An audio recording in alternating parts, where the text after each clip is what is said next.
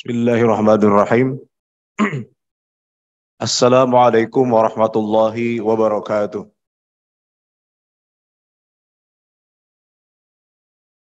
Innal hamdalillah nahmaduhu wa nasta'inuhu wa nastaghfiruh wa na'udzu billahi min shururi anfusina wa min sayyiati a'malina. May yahdihillahu fala mudilla lahu wa may yudlil fala hadiyalah. Allahumma shalli wa sallim wa barik ala sayyidina Muhammadin wa ala alihi wa ashabihi wa man tabi'ahum bi ihsanin ila yaumiddin. Rabbi shrah li sadri wa yassir li amri wahlul 'uqdatam min lisani yafqahu qawli. Allahumma anfa'na bima 'allamtana wa 'allimna ma yanfa'una wa zidna ilman nafi'a, amma ba'd. Hadirin jamaah kajian pada subuh Masjid Al-Aqsa yang dirahmati oleh Allah Subhanahu wa taala.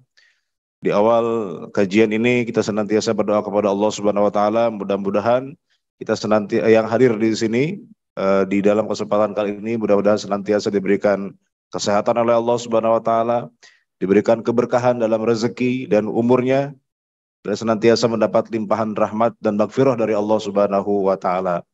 Dan saudara-saudara kita yang tidak bisa hadir di masjid kita kali ini karena mungkin ada urusan atau sedang sakit, mudah-mudahan Allah lancarkan urusannya dan Allah angkat penyakitnya. Amin ya rabbal alamin.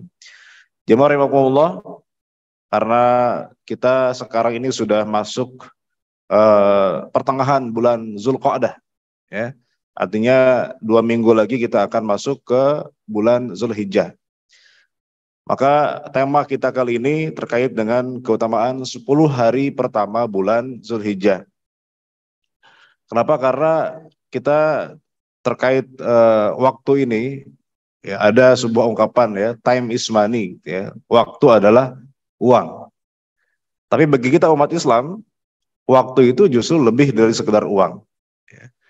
Al-Imam Hasan Al-Basri itu pernah mengatakan bahwa umat Islam di zaman beliau, ya, itu lebih pelit terhadap waktu daripada dinar dan dirham. Kenapa? Karena dinar, dirham, harta benda itu kalau hilang masih bisa dicari. Tapi kalau waktu, kalau sudah lewat, dia tidak akan bisa kembali lagi. Ya. Bahkan bagi kita umat Islam, waktu itu adalah amanah. Ya. Salah satu yang akan ditanyakan dan dipertanggungjawabkan di hari kiamat nanti. Salah satu pertanyaan nanti di hari kiamat yang pertama kali ditanyakan di antara yang 4 itu, di antaranya adalah tentang umur, tentang usia. Usia kaitannya dengan waktu. Ya. Setiap waktu yang kita habiskan di dunia ini, semua akan dipertanggungjawabkan oleh Allah Subhanahu wa taala kepada Allah Subhanahu wa taala nanti di hari kiamat itu. Ya. Maka waktu ini adalah amanah. Ya. Dan Allah Subhanahu wa taala itu kemudian mengistimewakan, ya, memberikan atau menjadikan sebagian waktu itu lebih istimewa dan spesial dibanding waktu-waktu yang lain. Nah, di sini kita harus bisa cerdas, Pak, ya, dalam memilih atau kemudian mencari, ya, kesempatan waktu yang kemudian spesial ini. Karena di waktu-waktu spesial itulah kemudian Allah memberikan kemurahannya kepada umat Muhammad SAW yang Allah tidak berikan kepada umat-umat sebelumnya. Ada sebagian waktu yang Allah itu jadikan ibadah berlipat-lipat pahalanya. Ada sebagian waktu di mana Allah memberikan ampunan lebih banyak daripada waktu-waktu yang lain. Ya, ada yang sifatnya harian, ya, itu di sepertiga malam terakhir. Allah bahkan turun kemudian memberikan ampunan kepada hamba yang meminta di sepertiga malam terakhir. Ada yang sifatnya mingguan, di hari Jumat ada satu saat yang Allah pasti akan ijabah doa seorang hamba. Ada yang sifatnya tahunan, dan itu banyak, ya, bulan Ramadan, ya. Ada 4 bulan haram, 4 bulan yang Allah muliakan, dan diantaranya adalah bulan yang sedang kita berada sekarang ini, yaitu bulan Zulqa'dah. Ya, kemudian bulan apa lagi? Bulan haram itu Zulqa'dah, Zulhijjah, Muharram. Nah, itu 3 itu berurutan. Yang satu agak terpisah nih, Pak, yaitu bulan Rajab, ya. Nah, di antara 4 bulan haram ini memang bulan Zulqa'dah ini bulan yang sering dianaktirikan, Pak. Ya, sering dianaktirikan. Karena kalau 3 bulan lain itu ada peristiwa-peristiwa besar yang kita sering ingat, ya. Kalau bulan Zulhijjah ada tentu Idul Adha, ya. Bulan Muharram ada tahun baru Islam, ya. Ada kemudian puasa Asyura. Bulan Rajab ada Rajaban, Pak. Ada peristiwa apa? Isra Mi'raj. Sehingga orang ingat itu, ya, akan keutamaan bulan-bulan tersebut. Bulan Zulqa'dah ini orang sering lupa, orang sering lalai. Padahal bulan Zulqa'dah ini justru juga termasuk di antara salah satu rangkaian bulan haram, ya, rangkaian bulan-bulan yang Allah muliakan, di mana amal kebaikan kita itu diberikan pahala lebih besar ketimbang di bulan-bulan lainnya. Jadi Pak, mari kita sama-sama di bulan ini kita gas lagi nih Pak ya. Setelah bulan Syawal ini kita agak turun lagi, mungkin setelah Ramadan ya. Maka di bulan Zulqa'dah itu harusnya kita lebih tingkatkan lagi. Karena ini sudah masuk bulan haram. Sudah masuk bulan yang kemudian dimuliakan oleh Allah Subhanahu wa taala. Jadi kalau selama bulan Syawal kemarin gitu kita mungkin belum sempat ya puasa lebih banyak ya. Selain Kemisnya kita mungkin tidak melakukan. Nah, kalau bisa di mulai bulan Zulqa'dah ini kita sudah perbanyak lagi ibadah, walaupun ya tentu tidak sebanyak bulan Ramadan, tetapi minimal kita membiasakan kembali apa yang kemudian biasa kita lakukan di bulan Ramadan, walaupun tidak sebanyak itu. Nah, karena ini sudah masuk Pak, bulan Zulqa'dah ini sudah masuk bulan haram. Maka bulan Zulqa'dah ini sudah masuk. Nah, nanti ketika sudah masuk bulan Zulhijjah, itu lebih utama lagi. Kenapa? Karena ada 10 hari yang ini lebih spesial. Di antara bulan-bulan haram itu, ada hari yang istimewa, yaitu di antaranya ada 10 hari pertama bulan Zulhijjah. Kenapa istimewa? Nanti kita akan bahas Pak ya. Dan di sini terkumpul banyak ibadah dalam 10 hari pertama ini Pak ya, bulan Zulhijjah nanti Pak ya. Walaupun ya kita ini antara Idul Adha dengan Idul Fitri, kadang-kadang orang lebih merayakannya Idul Fitri Pak ketimbang Idul Adha ya. Ada orang itu mudik biasanya Idul Fitri, Idul Adha biasanya nggak mudik Pak ya. THR biasanya dapatnya kapan Pak? Idul Fitri atau Idul Adha? Biasanya Idul Fitri ya. Padahal Idul Adha juga sama-sama hari raya sebetulnya ya. Harusnya dapat THR juga. Dua-duanya hari raya umat Islam ya. Padahal kalau kita lihat dari sisi intensitas ibadah sebetulnya antara dua hari raya itu, hari raya Idul Adha itu yang sebetulnya yang lebih banyak terkumpul ibadah di situ ketimbang Idul Fitri. Kalau Idul Fitri kan cuma sholat aja Pak ya.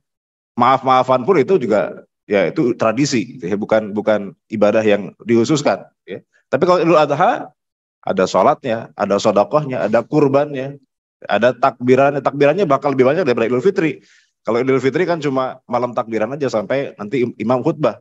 Tapi kalau Idul Adha takbirannya berlangsung sampai 4 hari ya, tanggal 10, 11, 12, 13 hari tasyrik.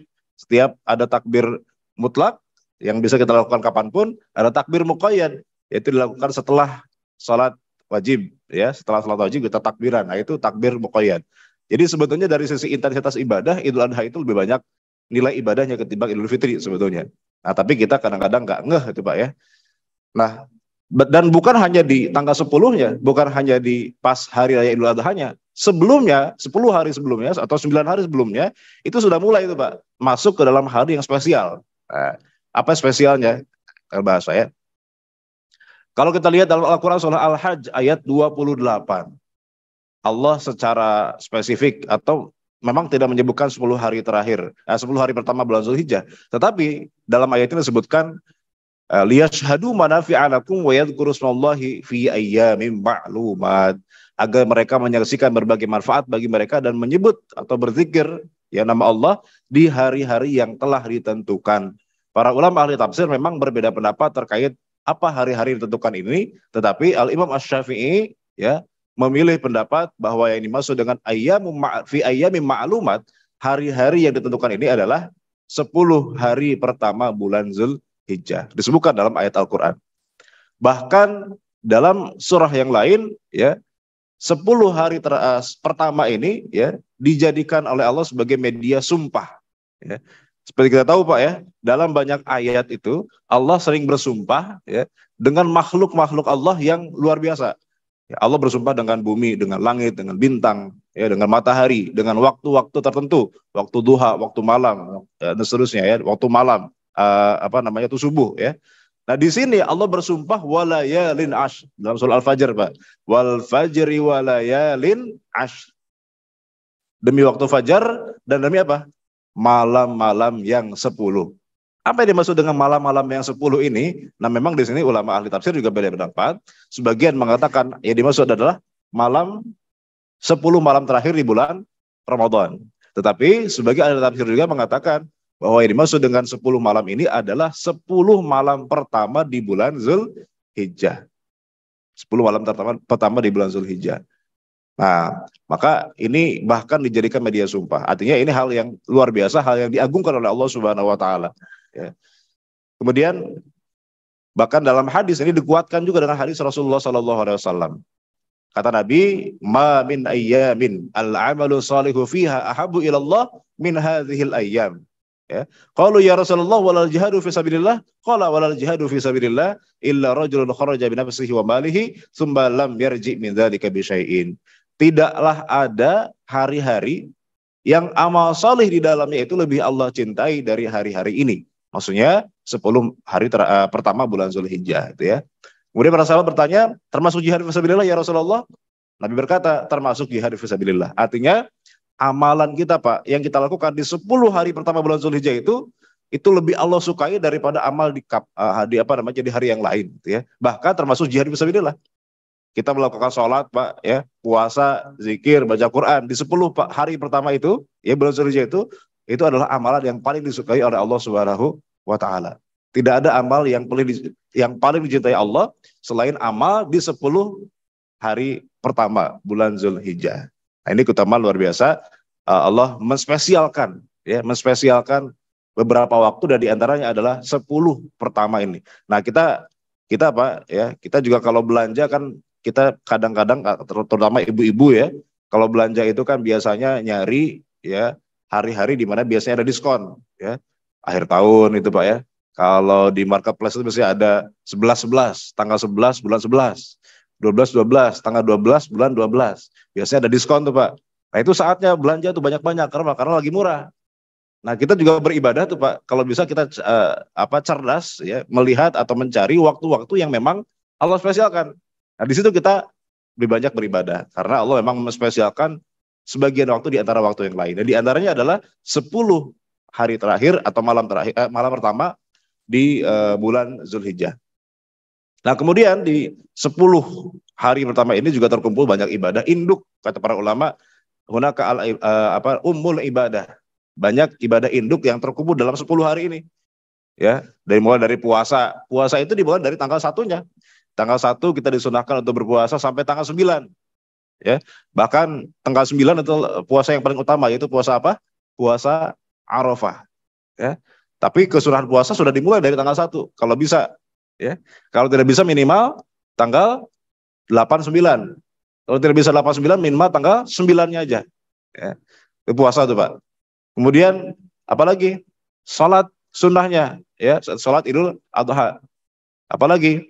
Sedekahnya, karena setelah menyembelih kurban kita sedekah daging. Kurbannya termasuk juga ibadah agung gitu, syiar Allah. Kemudian apalagi? Ibadah haji.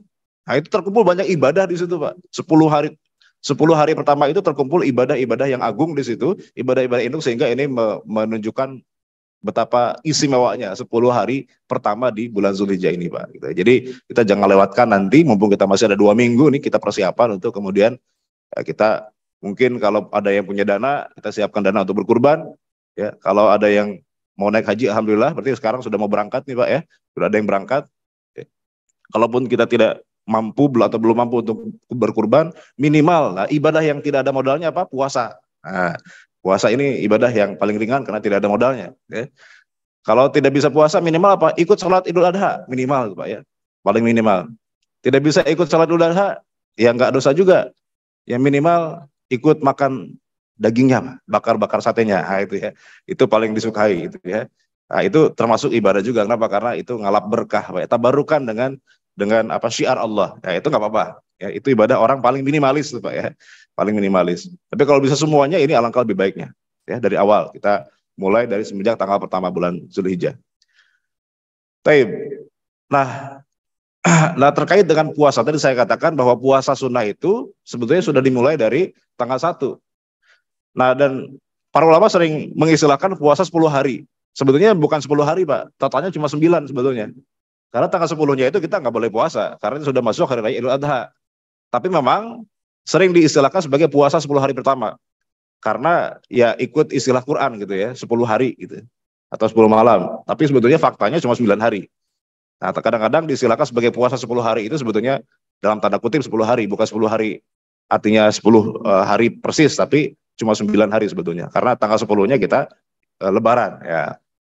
Nah, terkait dengan puasa 10 hari ini, memang kita temukan Pak, ada hadis riwayat Imam Muslim di mana Aisyah, istri baginda Nabi Muhammad SAW, radhiyallahu taala anha, beliau mengatakan, saya tidak pernah melihat Rasulullah itu puasa 10 hari pertama bulan Zulhijjah.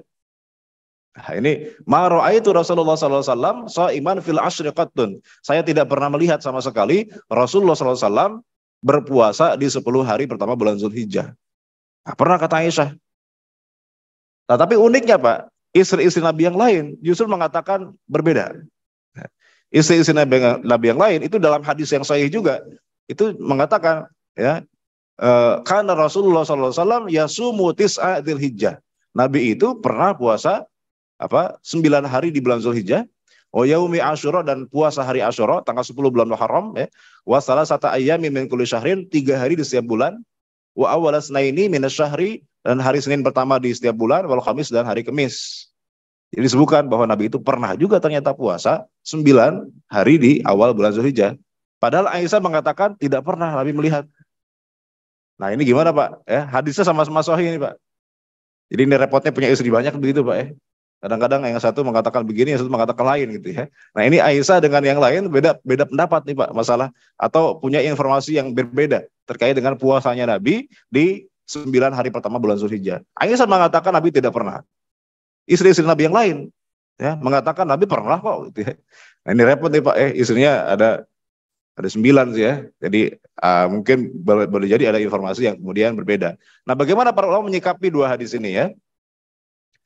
Ternyata kalau kita lihat pendapat para ulama terkait hukum puasa dari tanggal 1 sampai tanggal 9 Zulhijjah ini, Imam Nawawi misalnya mengatakan wa minhu shaumul ayyami tis'ati min awwal Dzulhijjah. Di antara puasa sunnah adalah puasa 9 hari pertama bulan Zulhijjah. Disunahkan. Bahkan dalam kitab yang lain Imam Nawawi juga mengatakan, dan ini dalam syarah Sahih Muslim ya, Imam Nawawi mengatakan bal yustahabbu jiddan. Bal yustahabbu jiddan, bahkan sangat dianjurkan, sangat disunahkan, Pak. Antu shauma hadil ayyam, untuk berpuasa di hari-hari ini. Maksudnya puasa dari tanggal 1 sampai tanggal 9.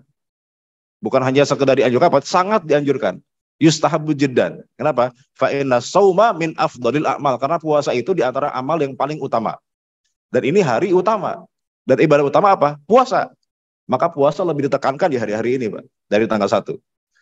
Nah, terus bagaimana menyikapi hadis tadi? Gimana Aisyah mengatakan tidak pernah melihat Nabi itu puasa 9 hari pertama itu.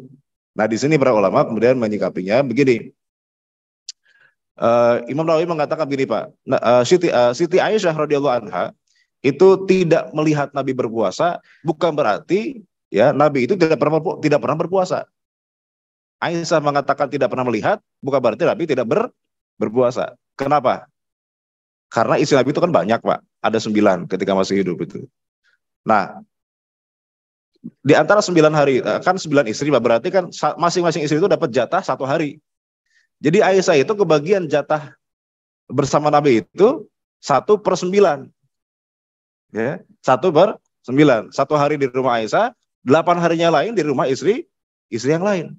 Boleh jadi Aisyah itu kedapatan bersama Nabi itu malah lagi nggak puasa. Ya, karena puasanya ketika ya digilir dengan istri yang lain. Nah, gitu Pak ya. Itu kan sebelum, kan Aisyah memang awalnya dapat jatah 1/9 Pak. Tapi kemudian Saudah, istri Nabi yang kemudian paling sepuh itu ya, akhirnya beliau merelakan jatah beliau kepada Aisyah. Karena Saudah mengatakan, kayaknya saya sudah terlalu sepuh, Nabi juga tidak menginginkan saya. Udah saya kasih aja jatah saya buat Aisyah. Akhirnya Aisyah punya jatah 2/9 Pak. Lebih banyak daripada istri-istri yang lain. Agak curang Aisyah gitu ya. Dapat jatah gratis dari Saudah ya. Saudah ngasih kepada Aisyah. Tadinya dapat cuma 1/9, Aisyah jadi 2/9. Yang lain cuma 1 Pak. Ya. Tapi karena Aisyah dapat jatah gratis dari Saudah, dikasih gitu ya sama Saudah, akhirnya Saudah merelakan, udah buat kamu aja Aisyah. Gitu. Aisyah jadi dapat 2/9 Pak. Jadi dalam 9 hari itu Aisyah dapat 2 hari. Yang lainnya 1-1. Ya. Nah, nah di sini ada kemungkinan memang Rasulullah itu puasa ketika di rumah istri Nabi yang lain. Dan di rumah Aisyah mungkin nggak sempat berpuasa. Sehingga Aisyah tidak tahu bahwa Nabi itu pernah berpuasa di hari-hari itu. Itu kemungkinan pertama ya. Kemungkinan yang kedua, Nabi itu memang kadang-kadang Pak sengaja tidak melaksanakan ibadah sunnah dalam beberapa kondisi. Untuk apa? Untuk memastikan atau untuk kemudian mengedukasi umat Islam bahwa ini bukan ibadah wajib. Sehingga Nabi sengaja meninggalkan. Bukan berarti itu tidak sunnah. Ya. Contoh misalnya Pak, contoh salat tarawih Pak. Kita tahu Pak, kita pernah bahas di sini Pak. Salat tarawih Nabi itu berapa kali dalam seumur hidup Nabi? Berjamaah di masjid. Cuma 3 malam aja Pak. Seumur hidup Nabi sampai meninggal, Nabi itu salat tarawih cuma 3 malam berjamaah di masjid. Sisanya Nabi salat sendirian di rumah. Nah terus kita setiap malam nih Pak, berjamaah tarawih. Apakah itu bid'ah? Enggak. Nabi tidak salat tarawih di malam keempat dan seterusnya sampai meninggal itu adalah supaya orang Islam tidak menganggap itu sebagai sebuah kewajiban. Karena kalau Nabi rutin tiap malam salat tarawih di masjid berjamaah, takutnya nanti umat Islam setelah itu menganggap itu sebagai sebuah kewajiban. Nah, sebagai bentuk rahmat Nabi ya kasihan sama umatnya, takutnya dianggap wajib sehingga memberatkan. Akhirnya beberapa kali Nabi itu kemudian sengaja meninggalkan ibadah sunnah supaya ya tidak dianggap sebagai sebuah kewajiban. Nah, boleh jadi Aisyah itu memang tidak melihat Nabi karena memang Nabi sengaja meninggalkan itu karena supaya tidak dianggap kewajiban. Ya, sebagaimana Sayyidina Abu Bakar, Sayyidina Umar bin Khattab itu sewaktu-waktu sengaja tidak kurban, ya, supaya apa? Supaya umat Islam mengetahui bahwa distorsi, gitu ya, pemahaman seolah-olah wajib. Kenapa? Karena Abu Bakar tiap tahun kurban, Umar tiap tahun kurban. Oh berarti wajib, karena mereka sebagai contoh kita, ya. Nah makanya sengaja Umar Abu Bakar itu berapa tahun nggak kurban, supaya apa? Supaya masyarakat tahu bahwa ini tidak wajib, gitu, sunnah. Ya, supaya pemahamannya benar. Ya. Nah ini yang dipahami. Kenapa? Karena hadis itu dua-duanya sahih Pak. Hadis Aisyah mengatakan Nabi tidak pernah, dia tidak pernah melihat Nabi itu puasa, sahih. Istri-istri Nabi yang lain melihat Nabi puasa itu juga sahih. Maka harus dikompromikan nih, ya. Nah, dikompromikan. Karena apa masalahnya Pak? Ketika Nabi mengatakan atau ketika para ulama mencatat hadis itu tidak ada tanggalnya Pak masalahnya, ya. Jadi kita nggak tahu nih mana yang duluan, ya. Ini Aisyah mengatakan itu tanggal berapa? Boleh jadi kan sebelum disyariatkannya puasa apa namanya Arafah juga gitu ya, atau puasa 9 hari juga. Jadi memang ini masalahnya. Oleh karenanya tetap para ulama mengatakan bahwa puasa dari tanggal 1 sampai tanggal 9 itu hukumnya sunnah, bahkan sangat dianjurkan karena 9 hari ini adalah 9 hari yang sangat spesial, bahkan 10 hari ya termasuk tanggal 10-nya. Baik. Nah, selain puasa 1 sampai 9, yang paling utama adalah tanggal 9, Pak, karena itu puasa Arafah. Nah, selain puasa Arafah, juga tanggal 8-nya disunahkan juga, Pak. Disebut dengan puasa Tarwiyah. Nah, ini disebut dengan puasa Tarwiyah, itu tanggal 8 bulan Zulhijjah. Jadi selain puasa Arafah juga disunahkan puasa Tarwiyah. Nah, apa itu Tarwiyah?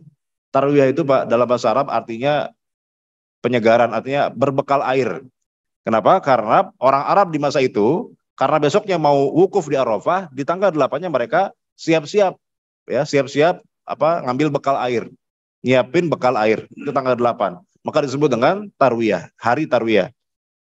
Nah, memang Pak, tidak ada hadis khusus terkait dengan kesunahan puasa Tarwiyah atau tanggal 8 ini. Para ulama mengatakan dianjurkannya puasa Tarwiyah ini hanya sebatas kehati-hatian saja. Hati-hati kenapa? Karena boleh jadi orang salah menentukan tanggal 1 bulan Zulhijjah. Sehingga boleh jadi puasa Arafahnya salah. Maka sebagai kehati-hatian, ya, saking agungnya puasa Arafah ini, udah tanggal 8-nya puasa juga, takutnya salah gitu ya. Jadi sebagai kehati-hatian aja. Ya, jadi puasa Tarwiyah itu tidak ada memang kesunahan khusus dalam hadis, ya. Adapun hadis yang ada itu hadis-hadis palsu sebetulnya. Nah, jadi tapi para ulama tetap menganjurkan. Kenapa? Karena sebagai kehati-hatian, takutnya kita salah nih puasa Arafahnya, salah tanggal. Nah, makanya tanggal 8 puasa juga supaya kehati-hatian itu, Pak, ya, supaya tetap dapat pahala puasa di pas apa namanya hari Arafah itu.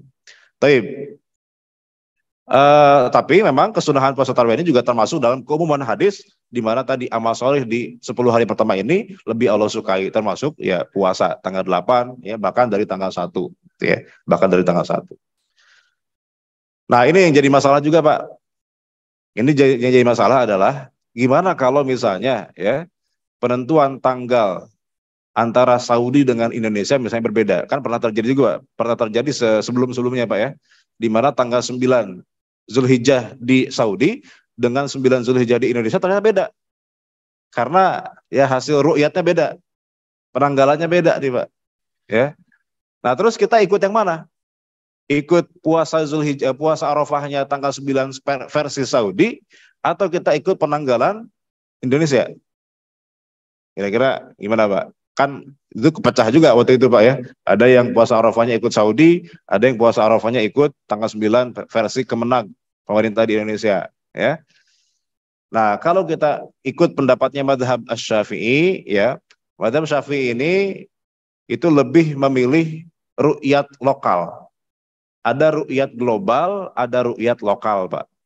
Ru'yat global itu artinya ketika satu negeri Islam melihat adanya hilal, maka sudah masuk misalnya tanggal 1 bulan Hijriah, bulan Ramadan misalnya atau bulan Zulhijjah, maka itu berlaku buat semua negeri di dunia. Ru'yat global. Harus sama semua. Tetapi Madzhab Syafi'i itu lebih memilih ru'yat lokal. Karena ada hadis ya di mana para sahabat itu ada yang dari Syam melapor kepada Rasulullah, ya Rasulullah saya melihat hilal, ya sudah puasa. Tapi di Madinah belum puasa. Kenapa? Karena Madinah punya ru'yat sendiri. Nah, sama Imam Syafi'i juga mengatakan bahwa ru'yat itu berlaku secara lokal, tidak berlaku secara menyeluruh di seluruh negeri gitu ya. Maka kalau kita di Saudi misalnya punya ru'yat, di Indonesia punya ru'yat sendiri yang berbeda, maka ya Indonesia mengamalkan hasil ru'yatnya sendiri. Karena ru'yat itu bersifat lokal. Karena memang fakta geografisnya ya tidak bisa sama gitu ya. Tidak bisa sama. Mungkin di Saudi sudah melihat hilal, di Indonesia belum melihat. Masa harus dipaksa sama, kan beda gitu ya. Sama kayak sholat Pak ya. Sholat itu kadang-kadang Pak ada orang sholat subuh jam 8 pagi. Kenapa? Saya ikut waktunya Saudi katanya gitu ya. Kenapa? Karena jam 8 di sini itu di Saudi baru subuh Pak gitu ya. Jadi banyak orang sholat subuhnya jam 8 pagi, alasannya apa? Ikut waktu Saudi katanya gitu Pak ya. Nah itu sih bukan alasan Pak, itu ya karena kesiangan aja Pak. Nah makanya sholat itu kan berdasarkan waktu masing-masing. Kita ya sholat subuhnya di sini jam berapa nih Pak? Sekarang itu jam 4.37 ya. Nah, di Saudi ya belum subuh, masih malam gitu Pak ya. Nah, jam 8 di kita baru kemudian di Saudi subuh. Nah, jadi tidak misalnya ada sholat Jumat Pak. Ya, di kita ada sholat Jumatnya yang jam 4 sore. Kenapa? Karena itu di TV baru sholat Jumat katanya di Mekah. Ya nggak sama Pak gitu ya. Nggak sama. Jadi ya itu bersifat lokal gitu ya. Maka Madzhab Syafi'i mengatakan bahwa ru'yat itu bersifat lokal. Artinya kalau memang terjadi perbedaan, ya Saudi tanggal 9-nya misalnya hari Rebo, di sini tanggal 9-nya hari Kamis, ya kita ikut hari yang ya kita tinggal di situ. Ya, ini Madzhab Syafi'i. Kemudian yang kedua, Pak, yang harus dipahami juga bahwa puasa Arafah itu namanya saja Arafah, tetapi tidak ada kaitan dengan peristiwa wukuf di Arafah. Puasa Arafah itu kaitannya dengan tanggal, Pak. Tanggal 9 bulan Zulhijjah. Bukan dengan peristiwa atau kegiatan wukuf di Arafah. Tidak ada kaitannya. Kenapa? Karena apa? Lebih dulu mana, Pak? Disyariatkannya puasa Arafah, puasa tanggal 9 atau haji. Haji itu baru disyariatkan akhir-akhir, Pak. Baru diwajibkan. Nabi itu baru haji tahun berapa? Haji wada itu, Pak. Nabi itu haji pertama dan terakhir Rasulullah. Tanggal 10 Hijriah, tanggal 10, tahun ke-10 bulan Hijriah ya, tahun ke-10 Hijriah. Jadi di akhir-akhir tuh Pak haji baru disyariatkan, bahkan Nabi baru haji di tahun ke-10 Hijriah. Sedangkan puasa Arafah, puasa tanggal 9 bulan Zulhijjah itu sudah dilakukan sebelum-sebelumnya. Setiap tahun Nabi itu selalu puasa tanggal 9 bulan Zulhijjah. Artinya sebelum adanya haji Nabi sudah puasa tanggal 9. Belum ada yang wukuf di Arafah, Pak. Nah maka sebetulnya puasa Arafah itu hanya nama saja puasa Arafah, tapi tidak ada kaitan dengan wukuf di Arafah. Pensyariatan puasa Arafah itu kaitannya dengan tanggal, yaitu tanggal 9 bulan Zulhijjah. Kapanpun tanggal 9 terjadi, meskipun tidak tepat dengan peristiwa wukuf di Saudi, ya kita puasa. Misalnya ketika terjadi perbedaan tadi Pak ya, kalau sama sih alhamdulillah nggak ada masalah ya, antara 9-nya Saudi dengan 9-nya Indonesia misalnya, berarti ya sama. Tapi kalau terjadi perbedaan, maka yang kita ikuti adalah tanggalnya. Meskipun ya pada saat kita puasa itu tidak di Saudi tidak sedang wukuf di Arafah. Karena tadi Pak, puasa Arafah tidak terkait dengan kegiatan wukuf di Arafah. Puasa Arafah itu puasa terkait dengan tanggalnya. Itu tanggal 9 bulan Zulhijjah. Itu Pak ya. Itu kalau kita lihat dari sisi kronologis pensyariatannya, sejarahnya. Jadi puasa Arafah itu jauh sebelum haji. Jauh sebelum ada orang yang wukuf di Arafah, ya Nabi sudah melaksanakan puasa tanggal 9 bulan Zulhijjah. Baik. Nah, kemudian ibadah yang berikutnya yang juga tidak kalah istimewa, bahkan ibadah yang puncak, ya, salah satu rukun Islam di bulan Zulhijjah ini adalah ibadah haji.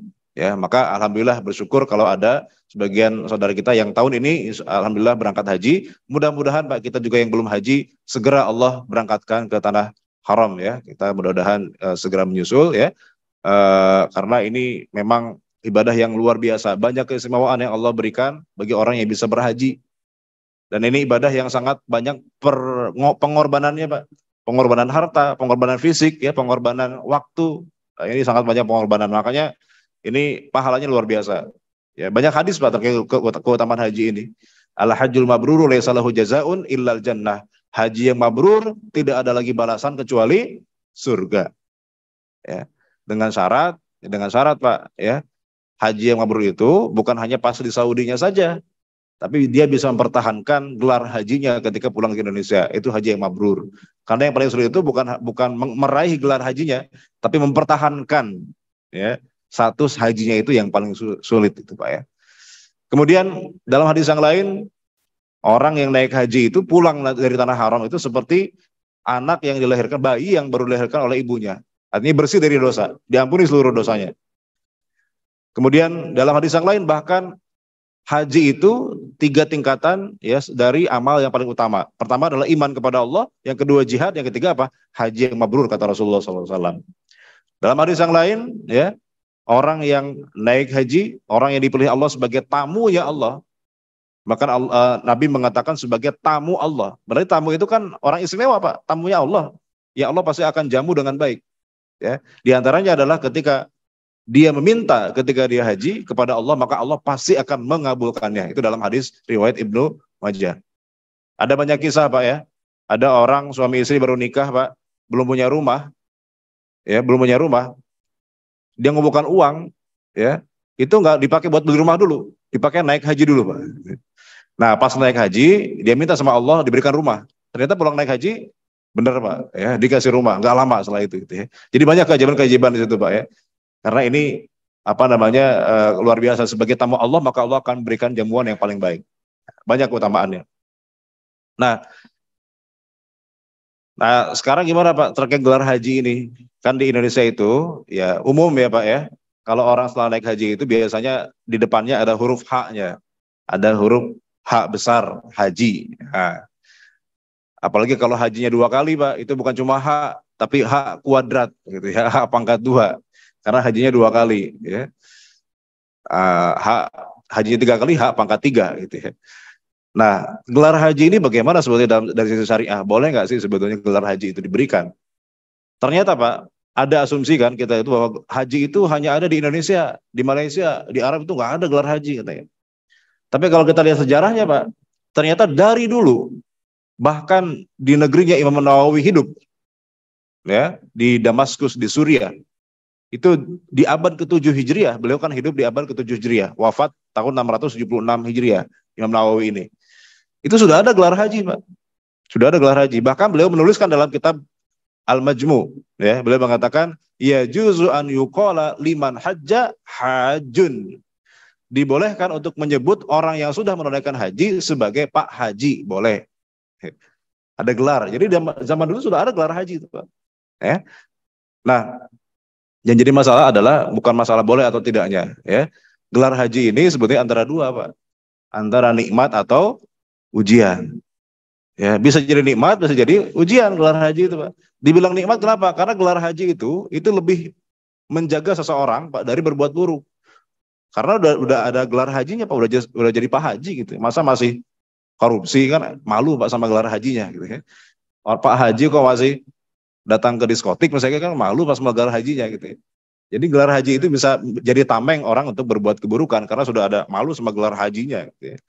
Tapi di sisi lain gelar haji juga jadi ujian Pak. Ini jadi ujian keikhlasan. Kira-kira dia itu haji ikhlas karena Allah atau hanya karena ingin dipanggil Pak Haji atau Bu Haja.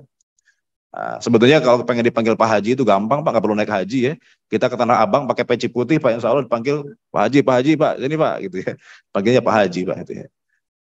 Jadi inilah Pak, gelar haji itu bukan masalah boleh atau tidak, itu masalah ya personal masing-masing ya. Apakah itu jadi maslahat buat kita ya untuk menjaga diri kita supaya lebih terjaga dari berbuat buruk karena sudah menyandang gelar haji, atau malah jadi ujian keikhlasan buat kita, Pak. Gitu ya. Taib. Nah, bagi kita yang belum bisa ibadah haji, memang Allah menyediakan ibadah-ibadah yang setara atau serupa dengan pahala haji, gitu ya. Bagi kita yang di sini, Pak, yang belum berangkat haji, banyak, Pak, ibadah-ibadah yang Allah setarakan pahalanya dengan ibadah haji. Di antaranya umroh di bulan Ramadan, itu pahalanya setara kata Allah dengan ibadah haji, ya. Berbakti kepada kedua orang tua. Ada seorang sahabat yang dia berkata, ya Rasulullah, saya nggak bisa pergi berjihad, ya. Gimana dong? Saya pengen dapat pahala jihad, tapi saya nggak bisa pergi jihad. Mungkin karena dia secara fisik nggak mampu atau secara bekal dia nggak punya. Maka kata Allah, kamu punya orang tua nggak? Saya punya ya Rasulullah. Kata Rasulullah ya, kamu punya orang tua apa enggak? Saya punya ya Rasulullah. Kalau begitu kamu berbakti sama orang tua kamu, maka kamu akan dapat pahala umroh, haji, dan jihad. Tiga-tiganya dapat, kata Nabi. Berbakti sama orang tua. Itu pahalanya setara dengan, bahkan bukan hanya haji. Pahala umroh, pahala haji, pahala jihad, kata Rasulullah SAW. Kemudian salat fardu jamaah di masjid. Dalam hadis yang lain Nabi mengatakan orang yang datang ke masjid sengaja dalam keadaan suci, sudah berwudu dari rumah ya, dia pergi ke masjid berniat untuk salat fardu, maka pahalanya seperti haji. Kemudian dalam hadis yang lain salat isyraq, salat subuh berjamaah di masjid, kemudian dia zikir menunggu sampai waktu terbit matahari, setelah itu dia salat 2 rakaat, itu salat isyraq, maka pahalanya seperti pahala haji atau umroh. Dalam hadis yang lain menghadiri majelis ilmu ke masjid. Jadi kita ini Pak double-double nih pahala hajinya Pak ya. Menghadiri ya sholat isyraq iya, ya sholat subuh berjamaah iya, hadir majelis taklim juga, ya itu tiga-tiganya pahalanya setara dengan haji Pak, ya setara dengan haji. Membaca tasbih, tahmid dan takbir setelah sholat itu juga dalam hadis yang lain sama seperti haji. Nah cuma begini Pak, pahala-pahala ini memang Allah Nabi setarakan dengan pahala haji, cuma tentu berbeda dengan orang yang haji sungguhan. Ya.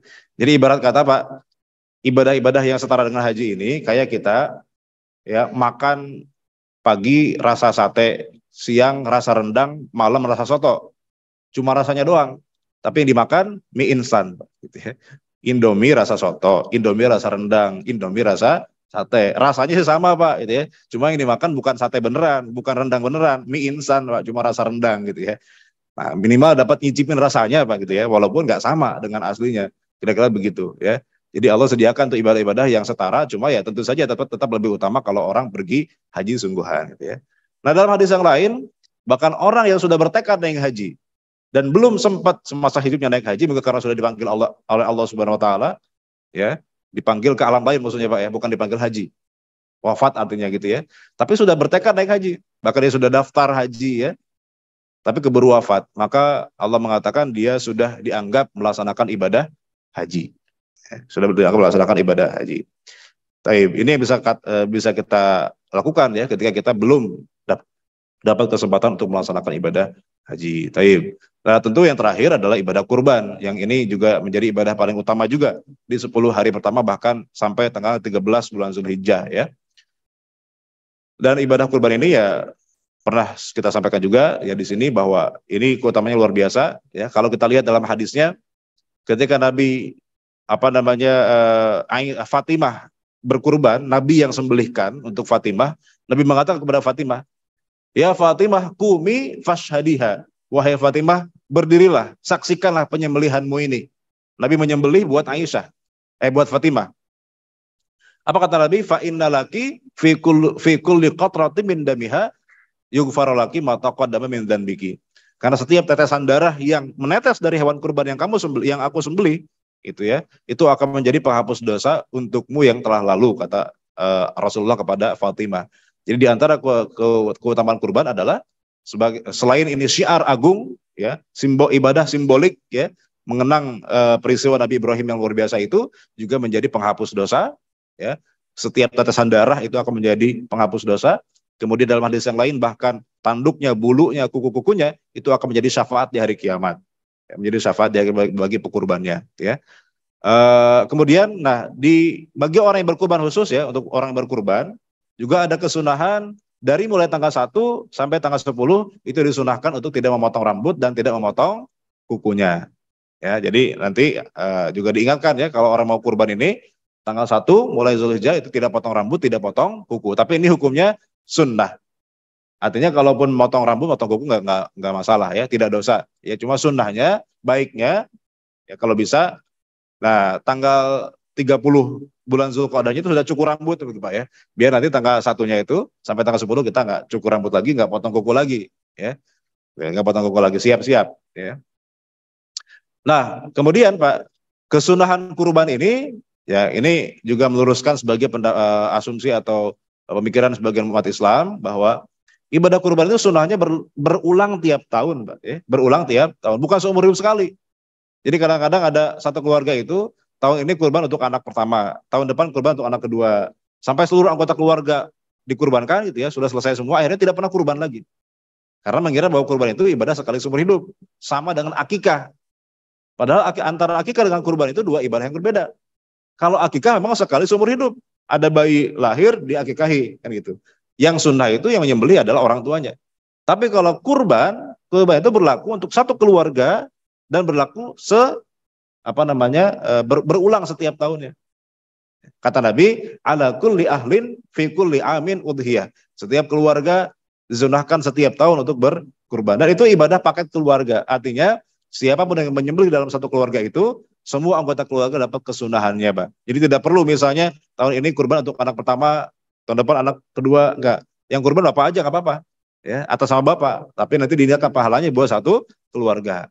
Karena sudah ibadah paket keluarga, itu Pak ya. Nah, kadang-kadang rancu juga, Pak. Ini kurban buat anak pertama itu maksudnya apa?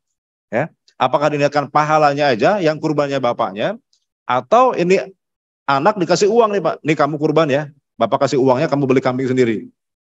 Karena nanti pengaruhnya Pak, ini pada hukum yang lainnya. Misalnya kurban buat anak pertama. Sekarang pertanyaannya, kalau kurban untuk anak pertama itu maksudnya apa? Karena nanti kaitannya dengan siapa yang dapat sunnah tidak cukur rambut dan tidak cukur kuku, tidak potong kuku. Nah, siapa Pak? Bapaknya atau anaknya Pak? Yang nggak potong rambut dan nggak potong kuku? Tergantung ini Pak, tergantung niatnya Pak. Kalau maksud Bapak itu, kurban untuk anak itu adalah yang kurban bapaknya, cuma diniatkan pahala buat anaknya. Yang kurban ya bapaknya, yang beli kambing bapaknya, yang punya uang bapaknya. Tapi diniatkan pahala buat anaknya. Berarti yang sunnah tidak cukur rambut dan tidak cukur kuku itu siapa? Bapaknya. Tapi kalau misalnya begini, nih Bapak punya uang nih Pak, ya. Terus dikasih ke anaknya, nih kamu yang kurban ya. Atau Bapak belikan kambing, dikasih ke anaknya, nih kambing buat kamu, kamu kurban sama kamu yang niat ya.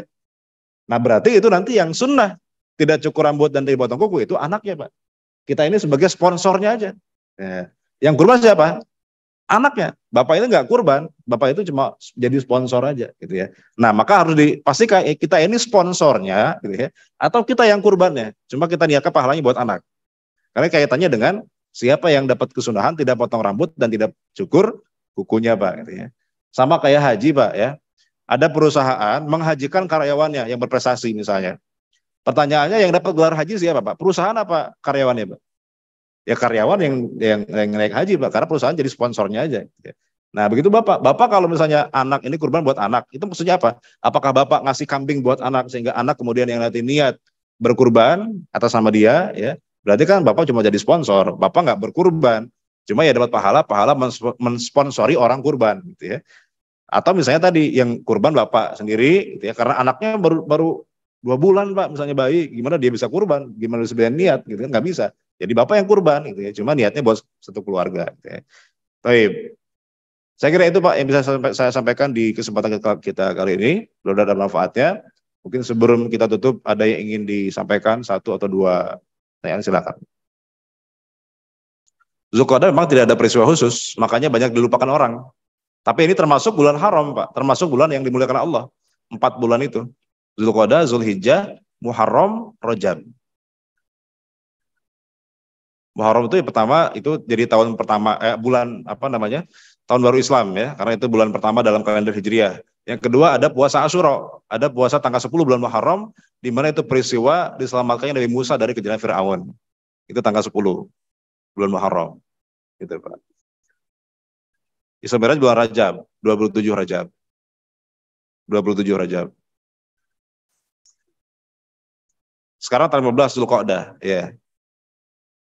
15. Ya. Makanya kalau Hijriah ini kita kadang-kadang suka lupa. Bahkan kita kadang-kadang nggak hafal namanya, Pak. Coba Pak, kita hafal ini Pak. 12 bulan Hijriah itu apa aja Pak? Ada rumusnya Pak ya. Pertama apa? Muharram ya. Muso, juju. Nah, Muso, Muharram, Sofar. Rabiul Awal, Rabiul Tsani. Jumadil Ula, Jumadil Tsani. Atau Jumadil Akhir. Kemudian Roso, Pak. Rojab, apa? Sya'ban. Kemudian Ramadan, Syawal. Rosa ya berarti ya. Rajab, Sya'ban, Ramadan, Syawal. Zulqa'dah, Zulhijjah. Gitu ya. Jadi Muso, Roro, Juju, Rosa, Zul. Nah, itu Pak ya. Ada polanya tuh Pak ya, ada polanya. Jadi biar kita ingat aja Pak ya. Jadi ingat 12 itu 12 bulan. Dan di antara bulan yang utama tadi yaitu bulan Ramadan pertama, kemudian 4 bulan haram. Zulqa'dah, Zulhijjah, Muharram, Rajab. Jadi yang 3 ini berurutan, Zulqa'dah, Zulhijjah, Muharram berurutan. Tapi Rajab agak misah nih Pak ya. Karena dipisah dengan setelah Muharram itu kan ada Sofar, ada Rabiul Awal, Rabiul Tsani, Jumadil Ula, Jumadil Akhir, baru kemudian Rajab gitu ya. Jadi itu ditandain Pak nanti di kalender ya. Kalender. Mulai tanggal 1-nya berapa nih? Satu Zulhijjahnya berapa? Nanti ditandain. Oh itu puasa ini Muharram, puasa Asyura. Puasa Asyura itu kan tanggal 10 Pak. Tapi jangan cuma tanggal 10, 9, 10 atau 10, 11. 2 hari. Atau mau 3 juga boleh, 9, 10, 11 boleh. Tapi jangan cuma tanggal 10 doang. Karena itu mirip dengan orang Yahudi. Nah, karena kan itu asal dari orang Yahudi ya. Jadi 9, 10, 10, 11 atau 9, 10, 11. Puasa tapi itu puasa nanti Pak. Tanggal 10 bulan Muharram ya, bukan bulan Zulhijjah itu ya. Itu puasa bulan Muharram nanti ya. Kalau Zulhijjah ini tanggal 9-nya ini, tanggal 9 itu puasa Arafah ya. Karena tanggal 10-nya nggak boleh puasa malah, Lebaran Idul Adha ya. Ya. Ya memang urusan pahala ini mah agak sulit dijelaskan ya, karena kita juga nggak tahu nih ya, nggak punya orang dalam nih ya, yang bisa ditanya Pak ya. Cuma kalau kita lihat hadisnya, ketika Nabi mengatakan itu kan Nabi mengatakan kepada Fatimah yang kurban. Ya Fatimah, fa inna laki. Karena sesungguhnya untuk kamu, fikul di kotrotin, dalam setiap tetesan darah itu akan menjadi penghapus dosa untukmu. Jadi seolah-olah khusus buat Fatimah, berarti khusus buat yang kurban. Padahal kan Nabi juga termasuk keluarganya Fatimah. Tapi Nabi mengatakan fa inna laki, untukmu wahai Fatimah. Berarti khusus yang apa? Kalau kita lihat sekilas hadis ini, ya khusus buat yang berkurban gitu ya. Yang lain cuma dapat pahalanya aja. Dapat kesunahannya aja. Tapi untuk keutamaan yang lain seperti dihapus dosa, nah itu buat yang berkurbannya aja. Siapa yang kemudian dia berniat kurbannya. Oke ya. Untuk penyelenggaraan ibadah kurban.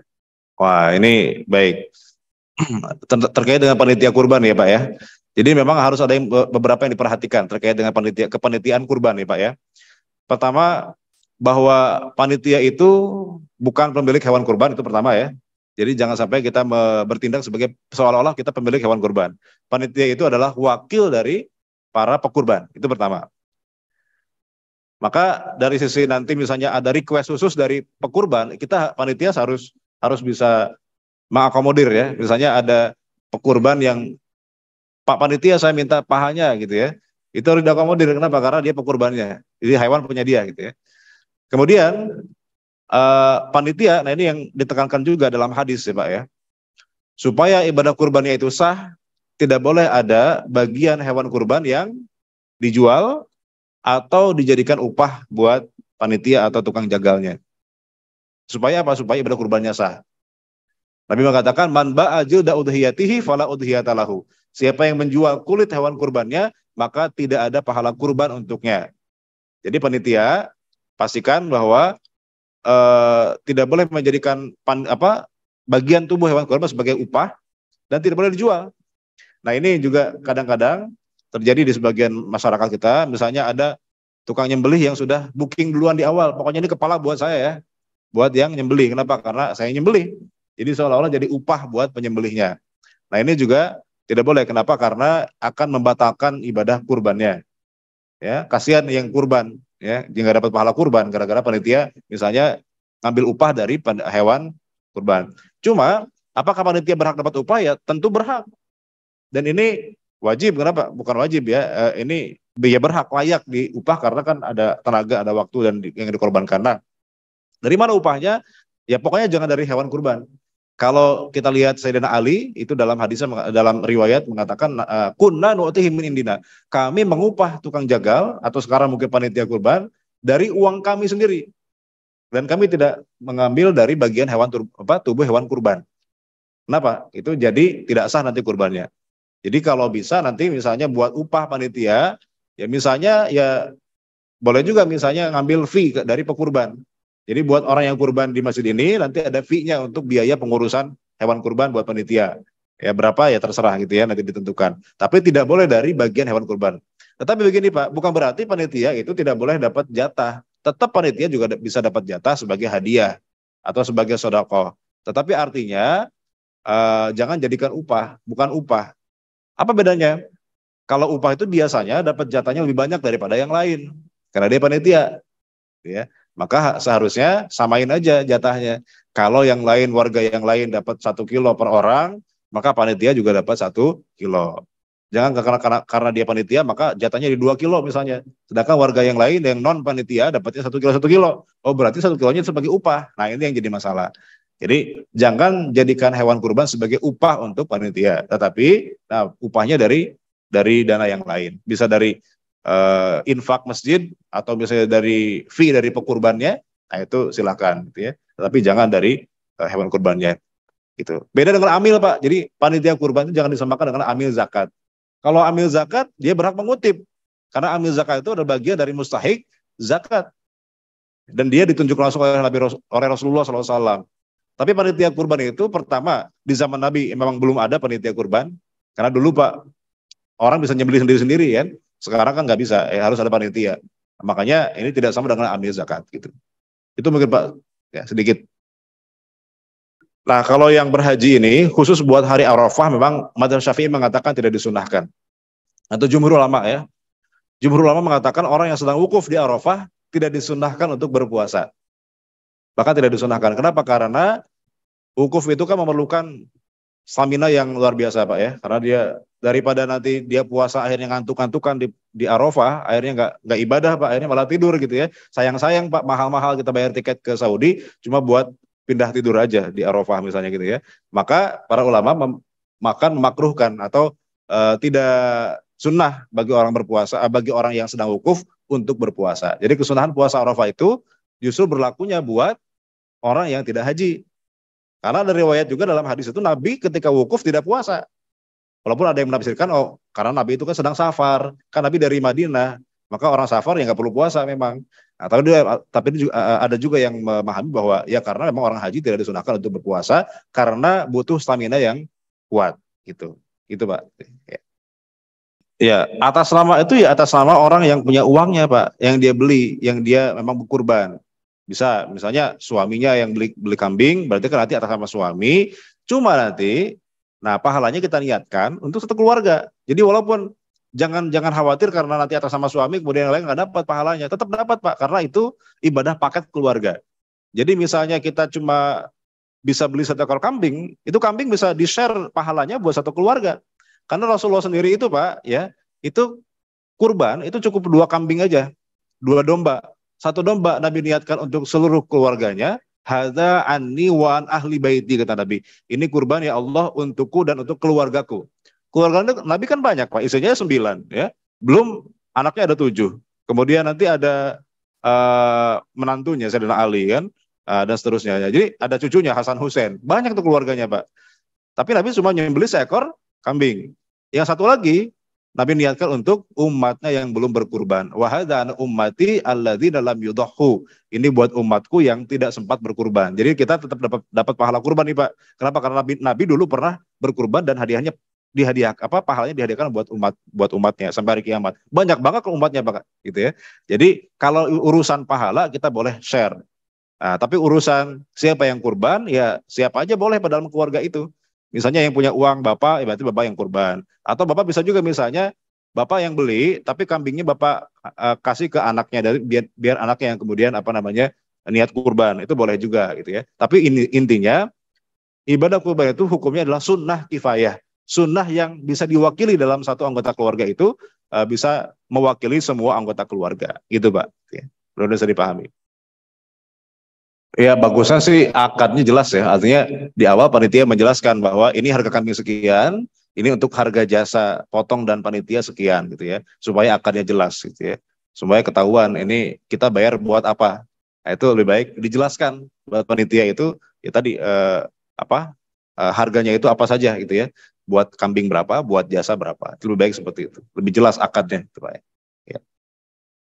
Mana yang lebih utama kita kurban di sini yang kita bisa saksikan langsung, padahal di sini sudah banyak orang kurban, atau di kampung kita yang masih jarang orang kurban di sana. Nah ini memang tergantung kita mau ngejar yang mana Pak. Ya, kalau kita mau ngejar keutamaan kurbannya, di mana kita bisa menyaksikan langsung penyembelihannya, tentu lebih baik kita kurban di tempat kita. Tapi kalau yang pengen kita kejar adalah nilai sodakohnya, tentu yang kita cari adalah di mana tempat yang jarang. Nah, supaya kemudian nanti dapat pahala sodakohnya. Jadi ya tergantung prioritas kita apa nih di sini. Mau kita ngejar pahala kebermanfaatan dagingnya yaitu sodakohnya, atau mengejar keutamaan prosesi penyembelihannya sebagai ritual ibadah kurban. Nah, jadi silakan dipilih Pak. Itu mau yang kita ambil pahala sodakohnya yang kita utamakan, atau pahala prosesi penyembelihannya yang kita bisa saksikan langsung. Nah, mungkin kalau sekarang bisa digabung tuh Pak mungkin ya. Gimana caranya? Kita nyembelihnya di kampung, tapi tetap bisa menyaksikan gimana caranya video call aja Pak, gitu. Pakai Zoom gitu mungkin ya. Jadi nyembelihnya di sana disiarkan live lewat Zoom, kita bisa menyaksikan langsung. Tapi nggak tahu itu pahalanya sama apa enggak, ya Allah alam gitu ya. Tapi intinya kita bisa memilih antara dua itu Pak. Kalau kita kurban di kampung berarti kita lebih mengejar pahala kebermanfaatan sedekah dari dagingnya. Tapi kalau kita kurban di sini juga baik juga, kenapa? Untuk mengejar keutamaan prosesi penyembelihan. Jadi dua-duanya baik Pak sebenarnya. Ya. Baik, kalau tidak lagi kita tutup kajian kita dengan baca hamdalah bersama-sama. Alhamdulillahirabbil alamin. Subhanakallahumma wa bihamdika asyhadu an la ilaha illa anta astaghfiruka wa atubu ilaik. Aqulu lakum wassalamualaikum warahmatullahi wabarakatuh.